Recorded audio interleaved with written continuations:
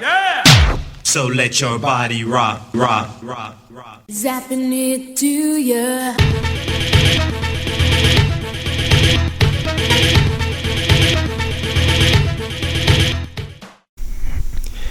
Sejam todos bem-vindos ao canal Geração Flashback. O entrevistado de hoje se chama Fernando Luiz Matos da Mata.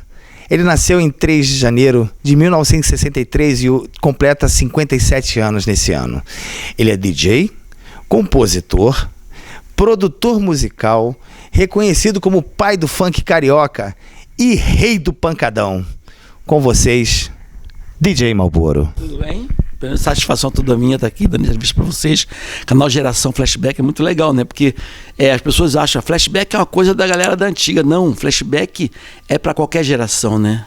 Isso é que é legal de ter o canal Geração Flashback, porque não importa de qual geração você faça parte, flashback é uma coisa que você vai gostar sempre, não é verdade? É isso aí. Todas as gerações, vamos dizer assim. Mundo. É verdade. Malboro, quando foi que o Fernando se tornou Malboro? Quais equipes do início da carreira? Pô, quando o Fernando se transforma... O que acontece é o seguinte, eu tive muitos apelidos na minha vida, né? Já tive apelido de Jeep, Linha 10, Garibaldi. Lembra do Garibaldi, da Vila Sésamo? Aquele cara compridão. Linguiça. O que mais? Nossa, é muito... Aranha. Então, quer dizer... E eu tive o apelido de Malboro num determinado período da adolescência. Na hora que eu tinha o apelido de Malboro, entre tantos apelidos, foi a hora que eu comecei a tocar, a ser DJ, a gostar de tocar. Então acabou que, na verdade, o apelido não era nem Malboro, o apelido era Terra de Malboro. Como a gente sempre tende a simplificar os apelidos, né? Reduzir, ficou só Malboro só. E aí, a partir daí, nasceu o DJ Malboro, né? O apelido nasceu exatamente. E o Malboro não é porque eu fumo. Você deve fumar, fumava. Não. O apelido é exatamente por morar em lugar distante, terra de... Por isso que o apelido não era Malboro, era Terra de Malboro. Que meu sotaque, quando eu vim morar no Rio de Janeiro, nasci no Rio de Janeiro, servidores do Estado, ali na Praça Mauá. Mais carioca que isso não existe. Só que meu pai morou em Foz do Iguaçu, morou em Brasília, minha família, meus pais, né? E eu morei nesses lugares, meu sotaque... Quando eu vim morar definitivamente no Rio de Janeiro, meu sotaque não era tão carioca. Então as pessoas diziam que minha mudança tinha vindo numa carroça, a placa da carroça era Made in Malboro, e aí acabou ficando Terra de Malboro, depois saiu Terra e ficou só Malboro. E quais equipes do início da sua carreira? A primeira equipe que eu toquei foi a Sex Sound. O nome da equipe era Sex Sound, lá em Lagoinha. Lagoinha não, lá em Santa Isabel, depois de Lagoinha. Foi a primeira vez que eu botei a mão no toca-disco numa equipe de som para tocar. Mas assim, foi um evento que eu fiz, o cara pediu pra me colocar, bota uma música lenta aí que eu vou ali no banheiro rapidinho. Aí o cara saiu pra música lenta, acabou a música, veio outra música, depois outra música, eu nervoso, a mão pra não conseguir acertar a faixa, né, que era disco. Então eu pegava a agulha assim, ficava com a mão assim, nervoso. Aí o que acontece? Daqui a pouco eu fui saber que ele tava beijando uma menina, tava do outro lado do salão, lá, e me colocar de bucho ali pra tocar música lenta. Aí a segunda vez foi na mesma equipe lá no Bandeirantes, lá em Amendoeira, né? Que o cara, eu ia lá cedo para ajudar a montar a equipe de som, para carregar caixa, montar tudinho. E aí o DJ chamado Scooby-Doo, durante o dia fizeram um churrasco lá para o pessoal ajudar a montar as caixas de som, ele tomou um porre e ficou bêbado. Nossa. Aí o cara falou: ô Malboro, só você mesmo que vai ter que tocar aí, não tem jeito não. Aí eu tive que tocar. Aí depois eu fui tocar fixo no Saveiro, em Lagoinha. Aí eu fiquei tocando lá residente em Lagoinha durante anos. Todo domingo fazendo. E a equipe era Estúdio 2000, que tocava... Aí eu devia ter uns 16 anos. Eu não tinha ainda, eu não era de maior, porque meus pais reclamavam muito que eu estava saindo muito, que eu estava indo no negócio de baile e queriam impedir que eu fosse a bailes e tal. Então eu era menor de idade na época, né? Mas de qualquer forma foi enriquecedor para mim pra caramba, né? Porque eu comecei a me embrenhar por esse meio, a conhecer. Pô, eu lembro que eu andava a pé, que não tinha ônibus, né? Lá de Lagoinha até o centro de Alcântara para pegar o ônibus, para poder ir para casa, né? Quando tinha o dinheiro do ônibus, né? Que às vezes nem o dinheiro do ônibus tinha. Tinha que ir para Venda da Cruz a pé para poder dormir na casa da minha avó, porque para poder ir no dia seguinte embora para casa. Mas é muito... Com bolsa de disco pesado, disco pesa, né? Pessoas hoje reclamam de carregar equipamentos, de levar controladora, mas a gente carregava disco que pesa mais do que qualquer controladora. E era bolsa de disco que a gente carregava para ir para os bares, né? A gente carregava, era caixa de supermercado, né? De disco. Botava naquela caixa era caixa de supermercado, naquela caixa de refrigerante, né? Sim. Aquela caixa de refrigerante dava certinho em cima ali. E aqui no Rio? As equipes do início? Aí eu toquei na Estúdio 2000 por muito tempo. Depois passei para Gran Rio, Som Gran Rio, tocando que também era de Niterói, tocando no Canto do Rio, tocando no RCN. Aí depois eu fui tocar lá em Vassouras, Paulo de Fronten Mendes, e Paracambi. Então era o meu circuito, né? Eu tocava sexta em um, sábado em outro, domingo em outro. Então domingo era em Paracambi, quinta-feira ou era Mendes ou era Paulo de Fronten, e na sexta-feira era Vassouras. Assim, tipo, toda semana. Eu conheci você lá no Mackenzie. Mackenzie do mesmo. Mackenzie foi depois ainda. Quer dizer... Quando eu conheci você. Não, mas as pessoas, assim, tipo, o que é engraçado, que todo mundo que me conheceu em determinado período, acha que eu comecei naquele período que me conheceu. Não. As pessoas ficam assim, Malboro, eu conheço você desde que você começou na Xuxa. Coloca que você começou sua carreira, que você foi na Xuxa, eu conheci você. Mas na Xuxa tinha 10 anos de carreira ou mais. A outra, não, Malboro, eu conheci você quando você foi campeão brasileiro, ali no começo da sua carreira. Não, aquele ali eu já tinha muitos anos de carreira. Aí teve gente que veio agora no ano 2000. Pô, Malboro, eu conheço você desde que você estreou na FM o Dia no ano 2000. Cara, no ano 2000 eu já tinha muitos anos de DJ já.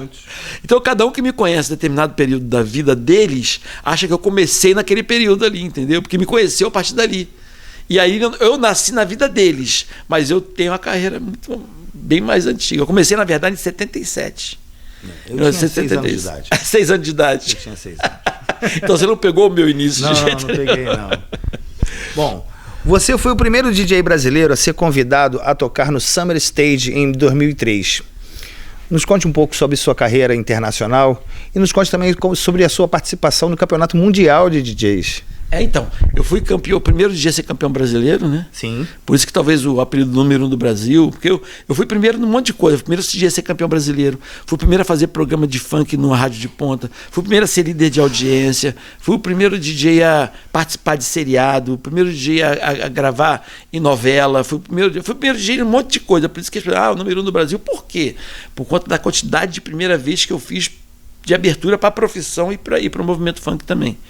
E aí o que acontece? Então, quando eu fui campeão brasileiro, era o primeiro, eu fui campeão em São Paulo, né? A finalista eram 11 paulistas e só eu carioca.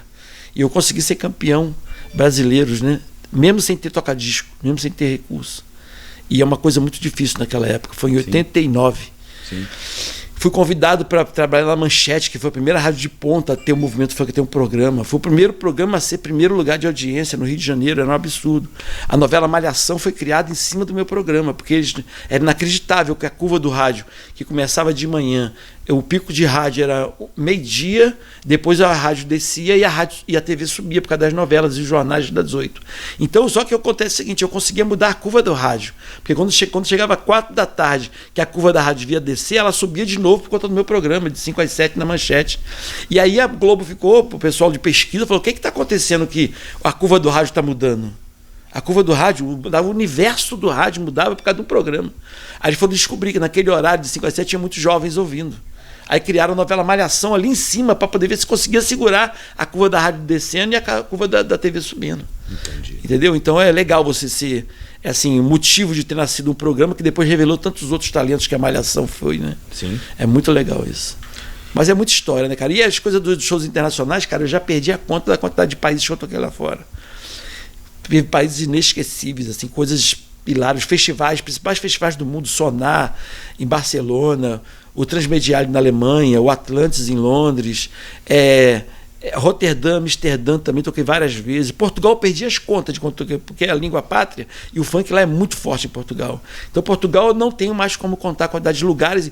Coimbra, Algarve, Porto, Lisboa. Nossa, eu perdi a conta de quantidade de lugares. Ilha da Madeira, eu toquei na Ilha da Madeira.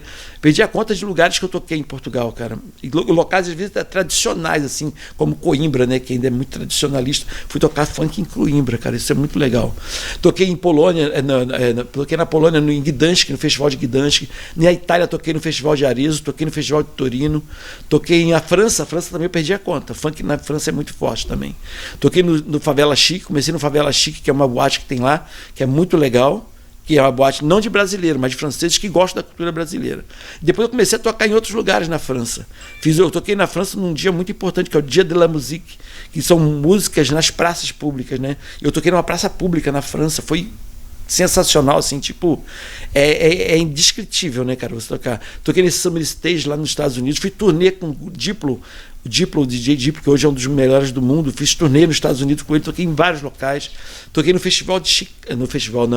no Museu de Chicago, cara, tem uma foto minha lá, Grandfather from Funk Brasília, no Museu de Chicago, isso é muito legal, né? Porque na época não tinha rede social, essas coisas, para poder fazer foto, selfie e mostrar lá, né? Mas eu fiquei muito feliz, né, do reconhecimento das pessoas pelo trabalho que você vem fazendo há muitos anos, né?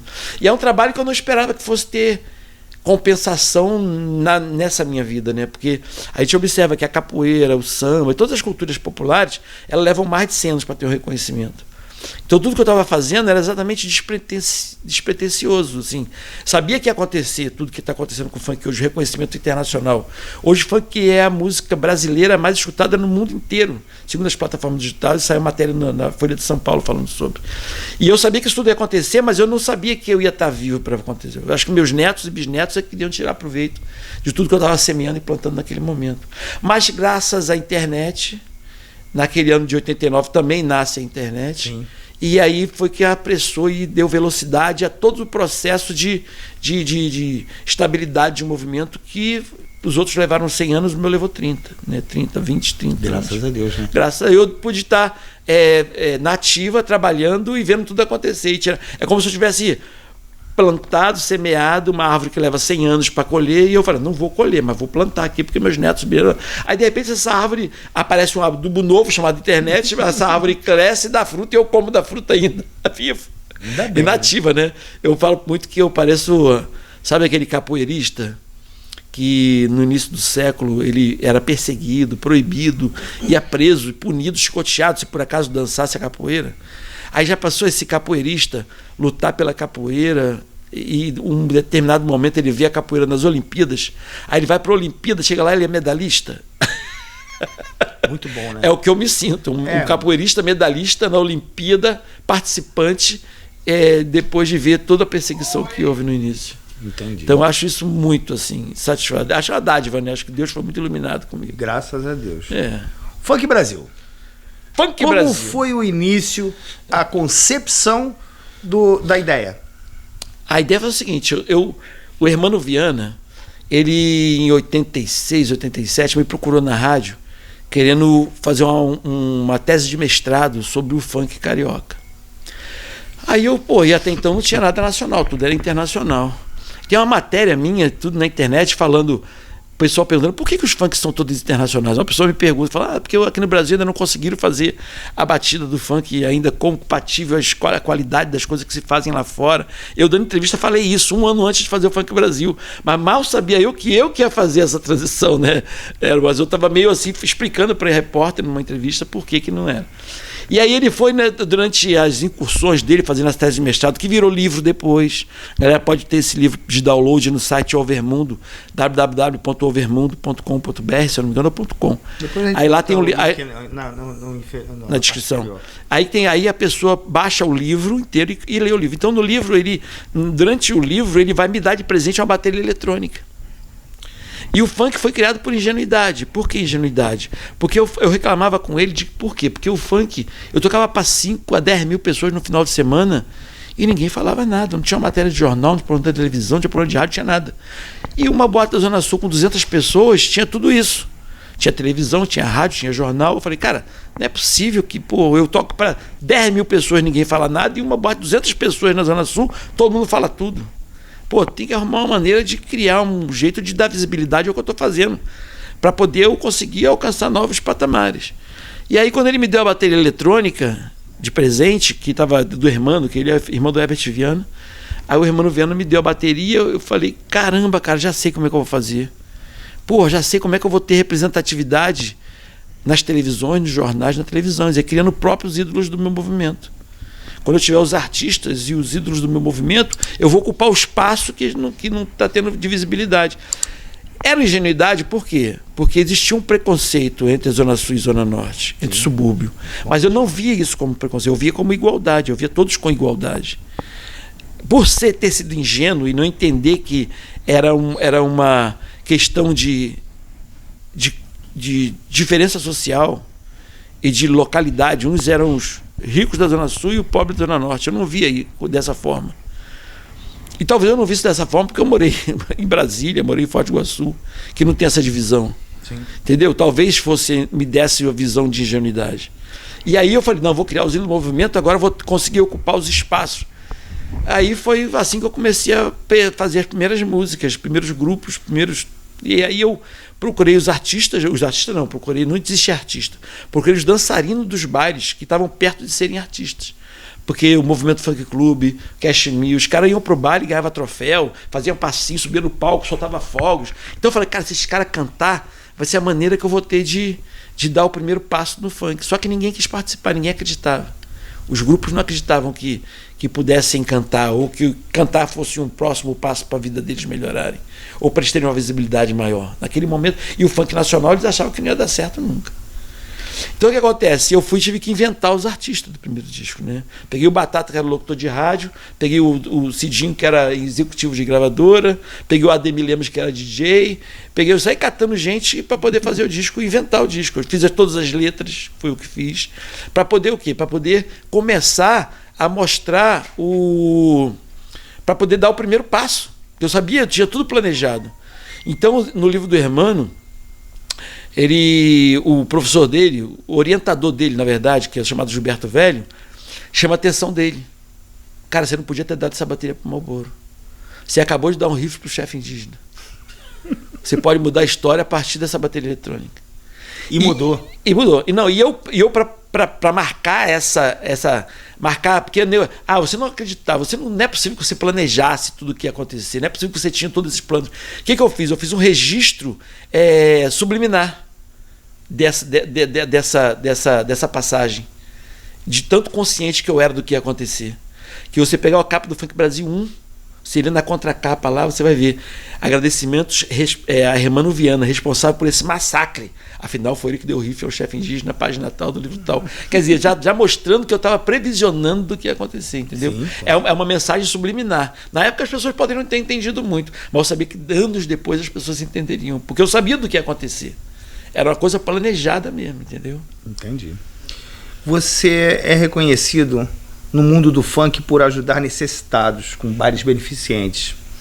E como foi nessa pandemia?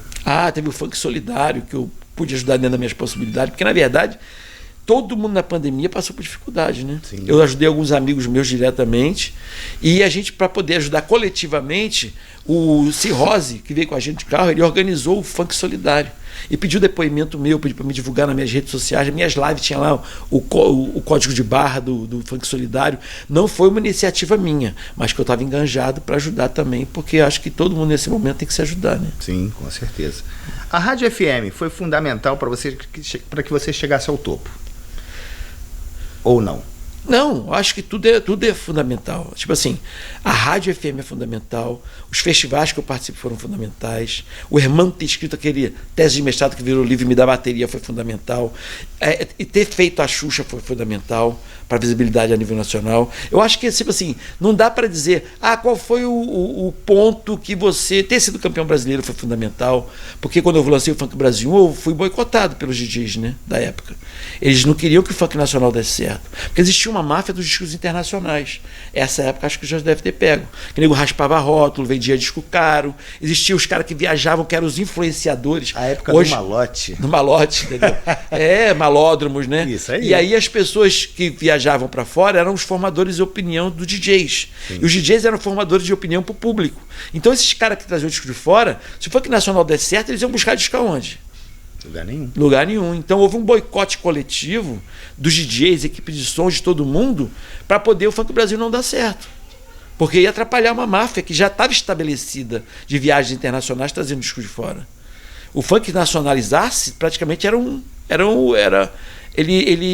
determinava o fim daquele ciclo de raspar de rodas, de pedir disco caro, de trocar disco por carro. O nego trocava um disco por um carro. Sim. Entendeu? Então aquilo tudo ia acabar. Essa máfia estabelecida ia cessar naquele momento.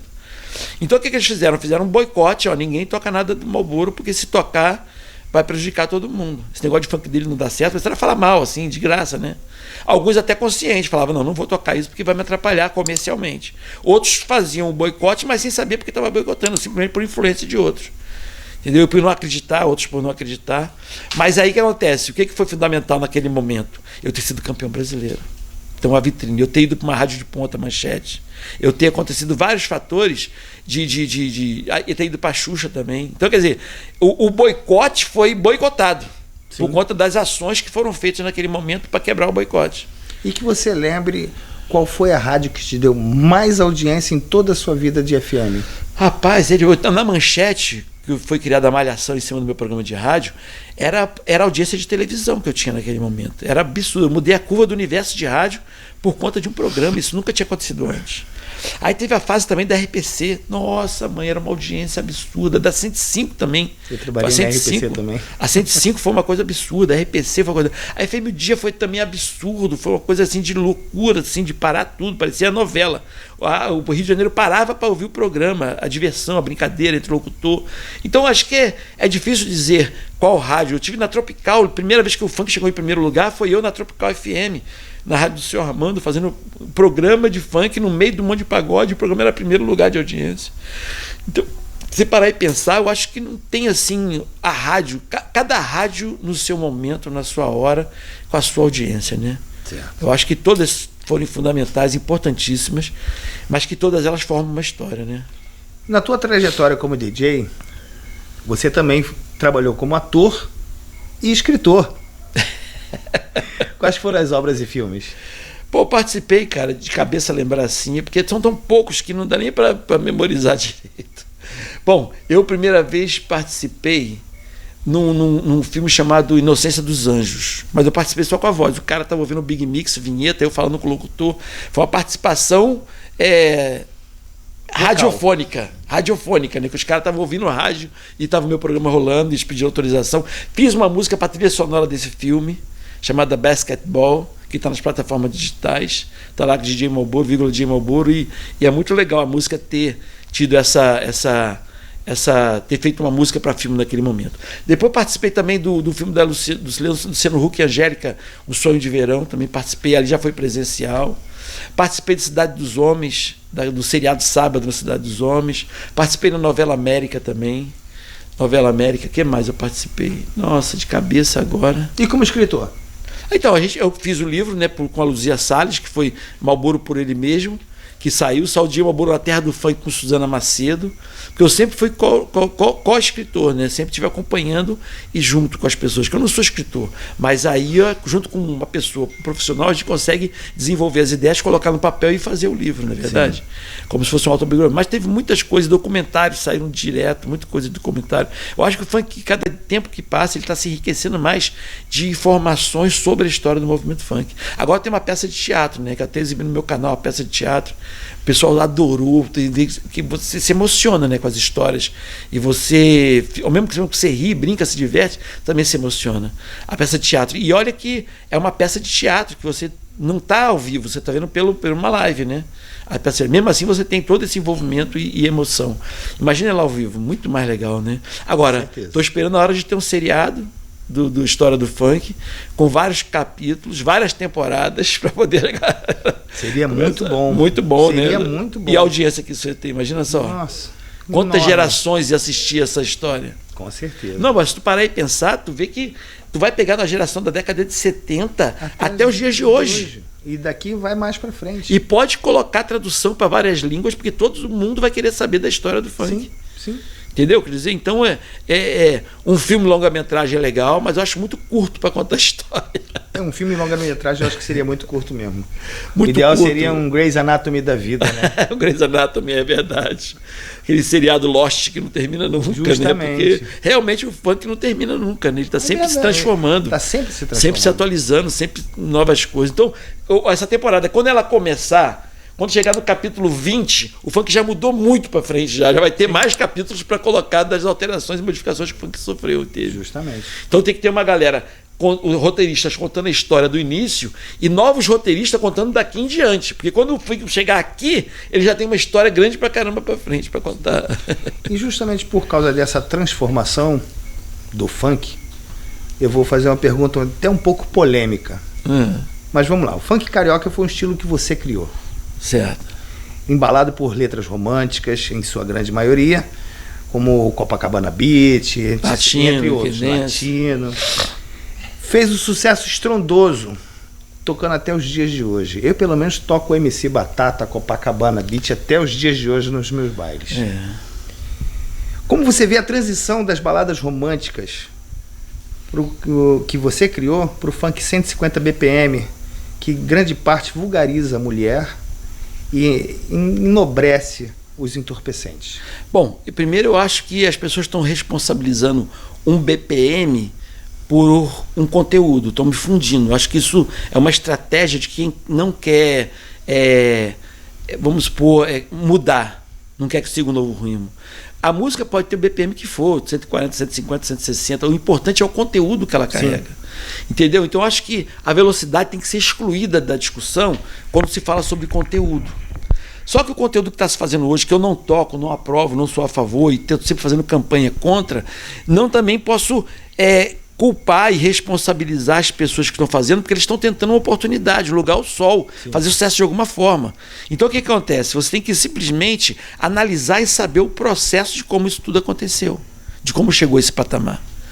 E aí o que eu vou fazer para você? Vou te contar vou tentar ser resumido o máximo possível. O funk estava lindo, maravilhoso, década de 90, rap do Silva, era a favela cantando pro asfalto. Sim. De forma ordeira, tentando conquistar o asfalto o tempo inteiro. Vem conhecer minha comunidade legal, orgulho do lugar onde mora. Eu só quero ser feliz, andar tranquilamente na favela, reivindicando os direitos dele, de quem mora na favela. Era o rap do Silva contando a história do Silva, sensibilizando as pessoas. Se você parar, era a favela cantando pro asfalto, tá? Se você pegar todo o histórico e toda a visão, era isso. Houve a proibição dos bailes. Proíbe os bailes, para todos os bailes, por causa do baile de corredor, porque o corredor também nasceram dos festivais de galera, que era uma coisa muito legal. Aqueles festivais de galera podiam ser uma coisa muito promissora, podiam virar escolas de funk, fazendo uma alusão às escolas de samba. Sim. Podia ser as escolas de funk, festivais de galera. Mas teria que haver uma liga, uma intervenção do governo naquele momento para criar regras e disciplina para não ficar na mão dos promotores. Porque estando na mão dos promotores, aquele festival de galera que era uma coisa riquíssima, começou a ter os interesses próprios. E dentro dos interesses próprios, no início do festival de galera, quem brigasse no baile era expulso. Mas por interesses econômicos não dava para expulsar ninguém, porque os caras estavam pagando entrada. Então era melhor ter o briga dentro do baile do que expulsar o cara do baile e levar a galera dele para outro baile, para o concorrente. Então eles começaram a suportar a briga dentro do baile. Aí começaram a organizar a briga dentro do baile. E o festival de galera passou a ser um baile de corredor dentro do baile, por ganância, porque não queriam perder para o concorrente. Então tem determinados momentos que as autoridades devem intervir, que é importante para que o caldo, o leite não derrame, para que a coisa não degringole. E aí o que acontece? Eles deixam a coisa partir para o outro lado, não acompanham de perto o que acontece, né? Que o funk sempre foi tratado pela Secretaria de Segurança e não pela Secretaria de Cultura, quando deveria ser pela Secretaria de Cultura, que é cultura. Bom, e uma cidade como o Rio de Janeiro, que daqui saiu o machista, saiu o bossa nova, saiu o samba, saiu o jovem guarda, saiu o funk, era uma cidade para já ter a cultura, a Secretaria de Cultura como a coisa mais importante do estado ou do município. No entanto, não é. Entendeu? Quer dizer, ainda continua sendo perseguido a cultura. O lugar onde emanou cultura para o mundo inteiro, a cultura ainda é perseguida. Que isso, cara? Quando é que vai acordar para mudar esse jogo, para virar isso? Bom, mas isso é outra discussão. Aí vamos lá. Aí fecharam todos os bailes. Aí teve o festival, viraram o baile de corredor. O corredor fecharam todos os bailes do Rio de Janeiro indiscriminadamente. No entanto, o promotor de baile de corredor tinha 3, 4, no máximo 5, e uma minoria de bailes, mas que espelhava, que amplificava como se fossem todos os bailes do Rio de Janeiro. Sem conhecimento ainda do que acontecia, o que a Secretaria de Segurança faz? Fecham todos os bailes do Rio de Janeiro, indiscriminadamente. Errado, tinha que selecionar e punir aqueles que estavam fazendo errado, não generalizar. Mas a incompreensão, a intolerância, a coisa de não querer conhecer, fez com que fechasse todos os bailes. Fechando todos os bailes foram para onde? Para dentro das comunidades. E aquilo que era o funk, a favela cantando pro asfalto, virou a favela cantando para a própria favela. Eles não tinham mais esperança de conquistar o asfalto. Não tinham mais aquela coisa do pudor, da disciplina. A gente sabe que na favela você tem a sexualidade precoce. Você sabe que são dominados pelo tráfico. Você sabe que tem toda essa... E aí o funk, como trilha sonora de tudo que acontece, aquela coisa do funk cantar para o asfalto, tentar conquistar, estava a favela cantando para o asfalto a sua própria realidade. Por isso que eu não criminalizo o menino que canta Proibidão, por exemplo. Porque ele não é bandido, ele está contando o que ele vive. A gente tem que tentar mudar a realidade dele para que ele cante outras coisas. Criminalizar ele porque ele está cantando apologia ou cantando música de conotação sexual forte, explícito, não punir ele, calar a boca dele, não vai mudar a realidade que ele vive. Vai continuar vivendo num lugar de sexualidade precoce, de meninas que engravidam com 10, 12, 11 anos e que o tráfico domina. Então, o funk passou a ser refém da criminalidade quando as autoridades proibiram os bailes no Rio de Janeiro. Entendeu? Quer dizer, então, é tudo uma história para explicar o porquê que agora as letras estão assim. E as pessoas só olham a letra, criminalizam, mas não entendem o processo que levou. O que a gente tem que fazer agora é resgatar tudo isso. Os DJs, porque o funk pornografia, ela é um tiro no pé do funkeiro. Porque você vai limitar sua faixa etária, limitar sua classe social, limitar tudo onde o funk pode alcançar, vai ser limitado porque agora ele tem letras de conotação sexual, de apologia à criminalidade. A inversão de valores, a glamorização do crime, isso tudo tem que ser tirado do funk. O funk tem que ser resgatado, não das comunidades, mas do tráfico, do crime. Tem que ser resgatado da criminalidade, para que ele possa cantar coisas legais. Tem que melhorar a vida desses jovens, para que eles tenham incentivo de cantar coisas legais. Entendeu? Eu acho que tudo é um ciclo biológico ali, de antropofágico, que as pessoas não conseguem enxergar com clareza, com determinada distância, olhando realmente o que acontece. As pessoas generalizam, mas não tentam entender o que acontece. Entendeu? Então, quando o cara lá, o playboy da Zona Sul, de carro importado, ou o cara em casa, na Spotify, vai lá, fica ouvindo uma música de pornografia, de proibidão, esse está fazendo apologia, porque ele não vive aquela realidade. Sim. Ele tinha que ter dó e ter que analisar e tentar ajudar as pessoas que estão cantando daquela forma. E não glamorizar e dançar e também gravar vídeo, que é legal pra caramba, que não é legal. Não é legal você botar numa plataforma digital uma música que vai perverter crianças, que vai desvirtuar o caminho de muita gente. Muita gente vai ter os valores próprios invertidos. Isso não é legal. Sim. As pessoas têm que ter essa consciência também. Não é só, a culpa não é só da favela, do crime, também daquele que glamoriza isso. Também é culpado. Porque quando ele glamoriza isso, ele está incentivando as pessoas a continuarem fazendo isso. E com isso as visualizações em YouTube vão lá em cima. Exatamente. Por causa da glamorização da criminalidade. Esses estão fazendo apologia, não aquele que produziu a música. Vamos para a última pergunta? Vamos. Projeto Big Mix. A tua menina dos olhos, né? Começou como um programa de rádio, né? Passou pela equipe de som e hoje é um conglomerado. Rede Big Mix. Até onde a Rede Big Mix vai e o que você pretende para o futuro? Rapaz, a gente vai primeiro esperar parar a pandemia para retornar às rádios, o programa nas rádios como estava antigamente. Quer dizer, já estávamos em 52 emissoras, entre rádio e televisão. Então a gente vai deixar passar a pandemia para poder estabelecer exatamente quais rádios vão ser parceiras, onde vai ser retransmitido o Big Mix, para voltar.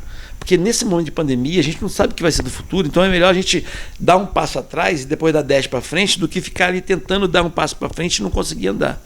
Então às vezes é melhor estabilizar, analisar e esperar tudo isso passar, porque a pandemia, infelizmente, ela começou de um jeito, quando pensou que ia regredir, voltou de novo, e tipo assim, tem a vacina, estão tentando ver se consegue vacinar todo mundo, a vacina vai funcionar, vai ser eficaz, vai diminuir a ocupação dos leitos, vai diminuir as mortes, vai ser realmente eficiente do dia para a noite, ou vai levar, quantos anos vai levar para essa vacina estar no mercado, ter todo mundo vacinado e realmente a gente nunca mais ouvir falar em coronavírus.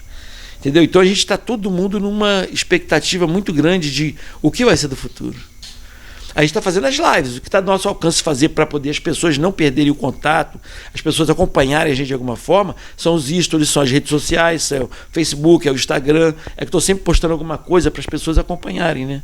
Então, mas eu acho que fazer uma previsão para o futuro, com tanta coisa pendente, dependente, instável, eu acho que, peraí, a gente tem pretensões, mas certeza do que vai acontecer, só Deus sabe. Esse foi o DJ Malboro. Fala pra caramba. Te agradeço muito, Malboro. Eu que agradeço, cara. Pela obrigado. Tua recepção conosco aqui. Eu que agradeço. E muito obrigado. Com certeza a gente vai se ver nas lives da vida. Obrigado, Alexandre. Valeu. Obrigadão, cara.